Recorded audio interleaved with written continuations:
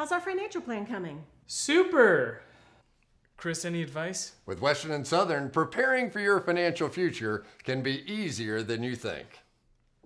Favorite receiver? Huh? To get started, visit westernsouthern.com.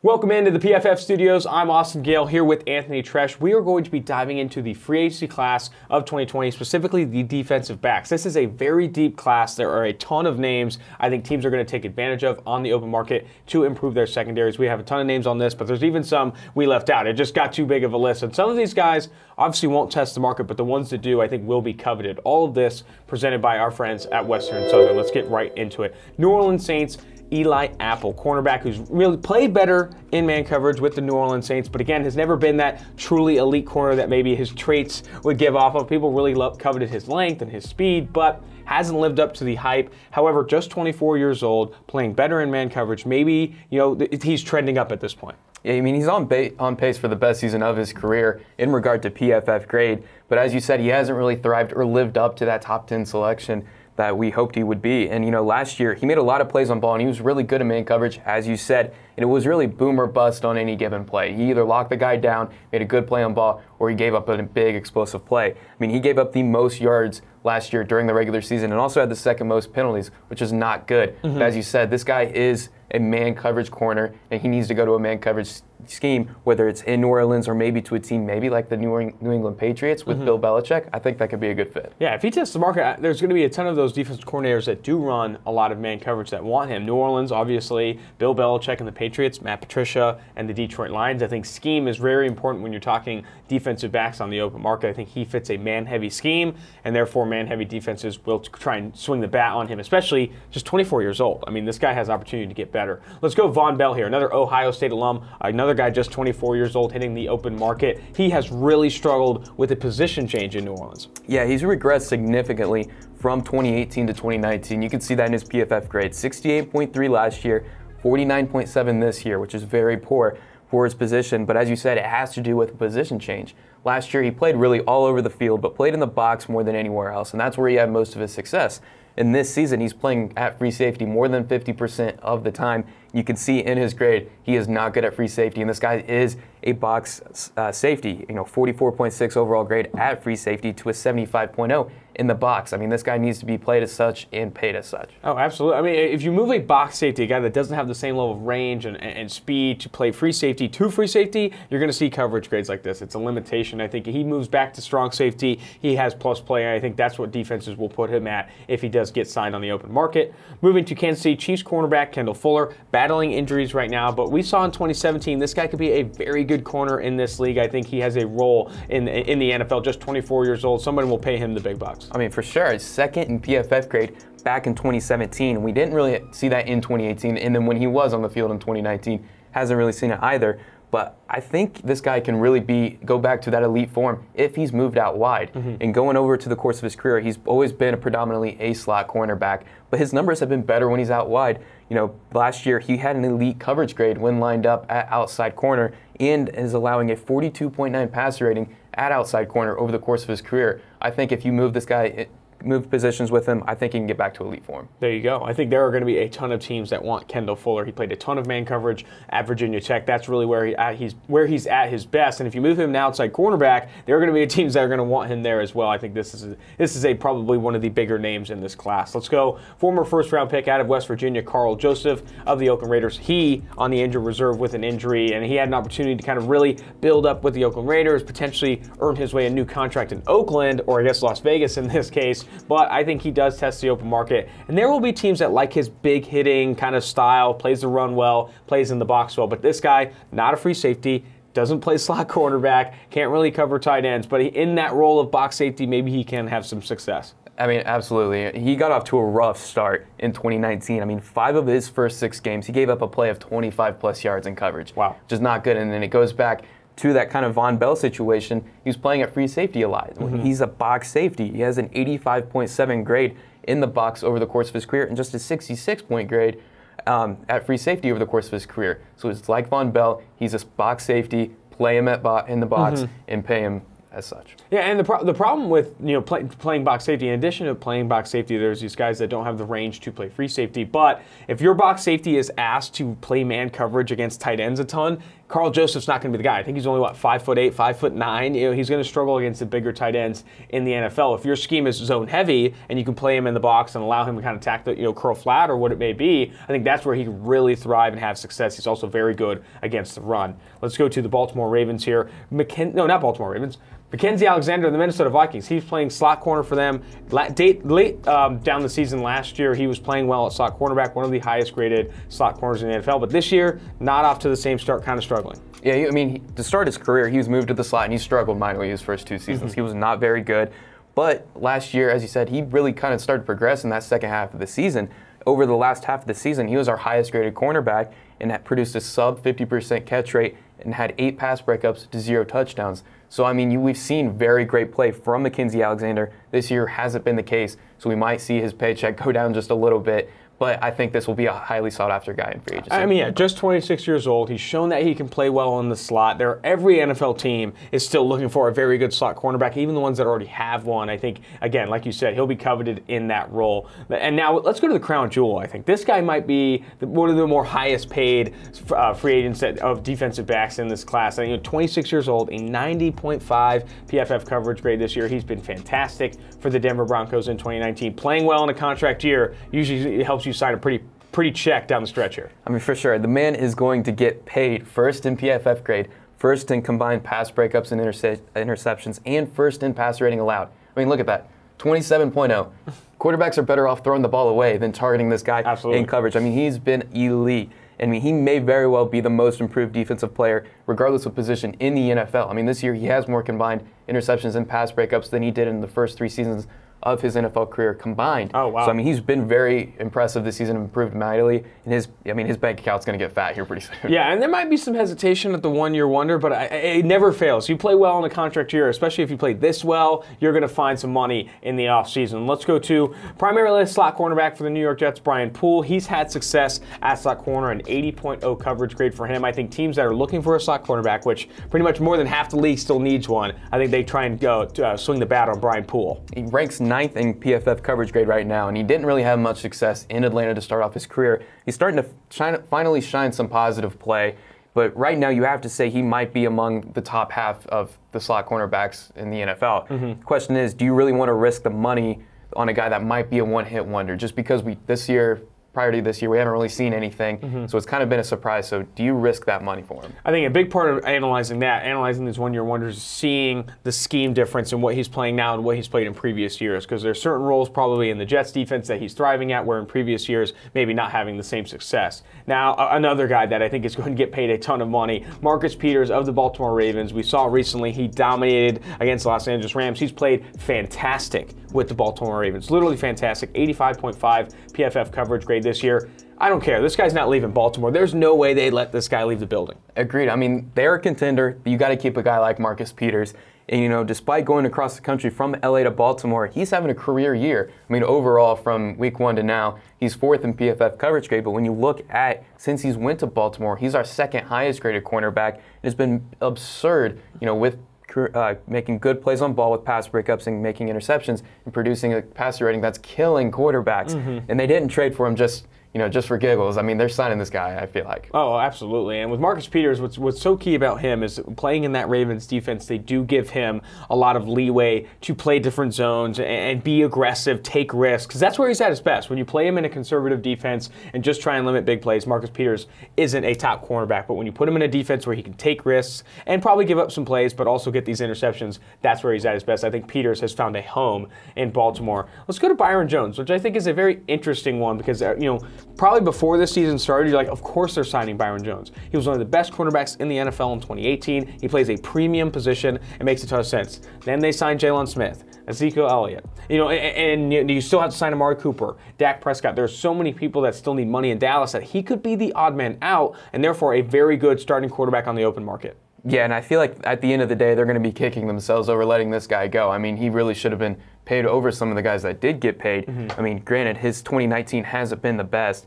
But in 2018, he was our 4th highest graded corner when lined up out wide. And I mean, this season, he's still been pretty good despite the 70.2 coverage grade, allowing just 0.7 yards per coverage snap. So, I mean, it's going to be difficult to keep him, but I really think this guy's going to be coveted in one of the top 3 guys. Oh, absolutely. James Bradbury of the Carolina Panthers, he's a guy that's played better for Carolina, but still hasn't shown that he can be an elite top cornerback in this league. I think he's not a depth piece, but he's not a priority re-sign for Carolina and on the open market. He'll probably get a multi-year deal, but I don't see him being this kind of game changer that a team brings in to like revitalize their defense like some of the other guys. Absolutely. I mean, while he's been playing average to slightly above average this year, he's been the best cornerback on their roster. And, you know, he had a great week 1, had an elite PFF grade, but ever since it's just been up and down. You're never sure what you're really going to get. And opposing defenses have been really picking him apart downfield. You know, but what really stood out to me was his ball skills in tight coverage. He's been pretty good in that case. And, you know, as you said, I mean, he's not really going to be a highly sought after guy outside of the Carolina Panthers organization. I kind of feel like they need to keep this guy because if they don't, that coverage unit's going to be bad. Yeah, he's getting better, only 26 years old. Maybe you bring him out on a 1-year prove-it deal because he still hasn't taken it to the next level. I think I could see that happening. Minnesota Vikings, former first-rounder out of Michigan State, Trey Waynes. This guy has just not lived up to the billing. This is a guy that they wanted to have success down the stretch here, but 27 years old, a 52.2 PFF coverage grade this year. He's never been that true #1 cornerback they wanted him to be. I think he hits the open market. Maybe doesn't find a ton of money either on the open market. Yeah, instead of getting better each year, ever since he came into the NFL, he's gotten worse each year. No. Yeah, I mean, 29 specifically, he's been giving up an absurd amount of big plays, and especially back in Week 9 against the Kansas City Chiefs, 143 yards given up in coverage. That's hashtag not good. I mean, that's bad. I mean, he's given up the most deep completions in the NFL. So as you said, I don't think he's going to get a big payday. He might even get that prove-it deal that we've been talking about. But yeah, he just hasn't lived up to the hype. Unfortunately, with a prove-it deal for Trey Waynes, I feel like he's proved it. You know, it's not been injury, it's not been he's missed significant time or anything like that. He's played a lot and not played well. And like you said, regressing each year kind of a bit in PFF coverage grade. Let's go to Demarius Randall. Has played better since being traded to the Cleveland Browns, but it's still not this big-name safety maybe people will covet on the open market. Yeah, I mean, as you said, he's been a lot better since coming over from Green Bay. And I mean, last season specifically, he was pretty good. He had 9 combined pass breakups and interceptions. And despite an injury-plagued 2019, he hasn't been that bad. He's gotten beat a few times, given up a few big plays and touchdowns. But safety's kind of been a weakness in Cleveland. So I'd be kind of surprised if they opted to downgrade even more at that position.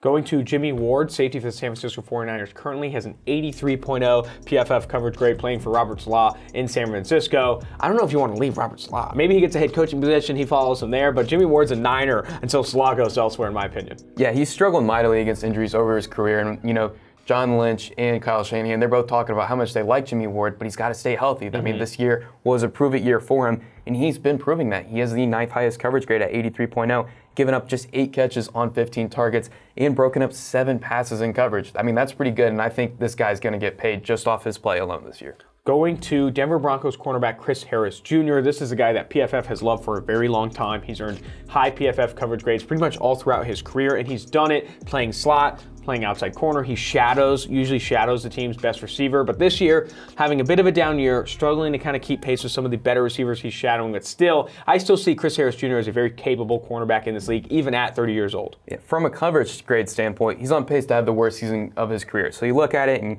kind of asking, why is this? Is it his age? Is it bad supporting cast? I mean, no, it's none of that. It's because he was asked to move out wide because he wanted to shadow the top premier guys. And he just really hasn't been as good as he was outside. I mean, as opposed to the slot. I mean, he has 644 snaps out wide to 25 in the slot this season, which is vastly different from anything we have ever seen from him.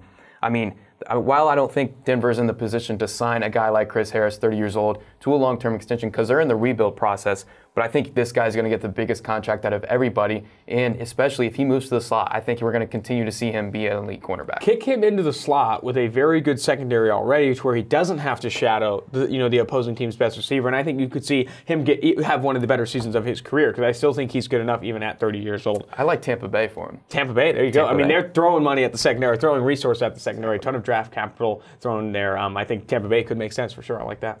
Let's go to Michael Thomas. This guy, not coveted for his defensive play. He's not a huge coverage safety, but what he is good at, special teams. This guy has been, I think, multiple years now for PFF, earning high praise for his special teams play. He was last year Special Teams Player of the Year for us. Michael Thomas, we grade every phase here, even the third phase. Michael Thomas, I think, on the open market, if he does leave the Giants, someone's going to scoop him up. I can see the Pats. Matthew Slater needs a replacement. Bringing another special teams maven, Michael Thomas, makes sense. I like that. I mean, yeah, this guy's not going to be brought in for his defensive capabilities. He's been up and down on the defensive side of the ball, but he has a special teams grade in the 80s and one of the best we have seen here at PFF. As you said, we grade every player, every play, every game. This guy's been great in special teams. I think he'll get picked up for that reason. Absolutely. Special teams matters. Special teams matters. Let's go to Jimmy Smith, Baltimore Ravens. A little bit of an older cornerback in a younger secondary with Marlon Humphrey, Marcus Peters, but he's played well for them down the stretch. I think injuries have been the biggest thing for him, trying to stay on the field. Jimmy Smith has found that difficult, but I think on a cheaper deal, he comes back to Baltimore. But if he's,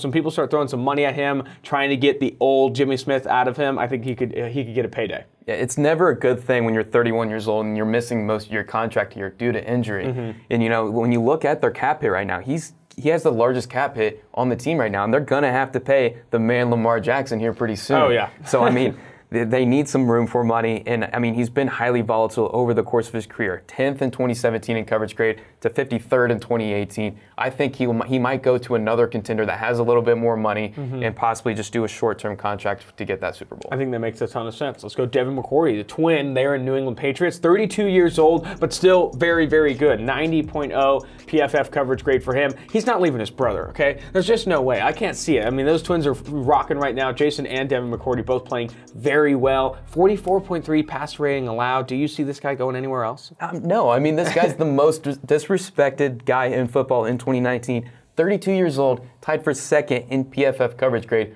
for a safety. And he's allowing less than 0.2 of a yard per coverage snap. Jeez. That's absurd. Yeah. I mean, as long as Tommy Terrific is under center and Bill Belichick is still calling the shots, this guy's going to remain a New England Patriot. Absolutely. I mean, with Devin McCourty, too, it's like he's not going to have the same success in most other defensive schemes. Maybe he follows Matt Patricia to Detroit, but at that point, stay with Bill Belichick.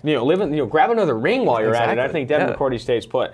All right, Aqib Talib. Battled injury, traded the Miami Dolphins this year, but he probably doesn't stay there. They were in rebuild mode. You said Tampa Bay's in rebuild mode. Dolphins are in rebuild mode. I think he goes to a contender in the offseason, someone who plays a lot of man coverage, Aqib Talib. I think he goes elsewhere. Where do you think he heads? I think you hit the nail on the head. Man coverage corner, maybe goes back to New England, maybe reunites there. But I mean, as you said, he's not staying a Miami Dolphin. He was essentially bought for a draft pick. They're eating his salary this year. But, I mean, you have to look, does he have anything left in the tank? I mean, not too long ago, he was one of the top cornerbacks in the game. Go back to 2016, 89.8 coverage grade. 2017, 81.6. 2018, 75.2, so he's going down a little bit. But I still think he's in the top half of cornerbacks in the NFL. 33 years old, a little bit long in the tooth, but I can easily see Bill Belichick, Matt Patricia, one of these guys wants to take a flyer on him because they know what they've seen from him. I think that those two teams make a ton of sense. Contenders, even New Orleans Saints. I think New Orleans Saints could make sense there as well, especially if they bring back Drew Brees, who's also a free agent. Let's go Mon Williams, and we did 36 years old, a little old, one of the older guys on this list, but he's earning a 78.9 PFF coverage grade for the Green Bay Packers this year, still one of their better cornerbacks.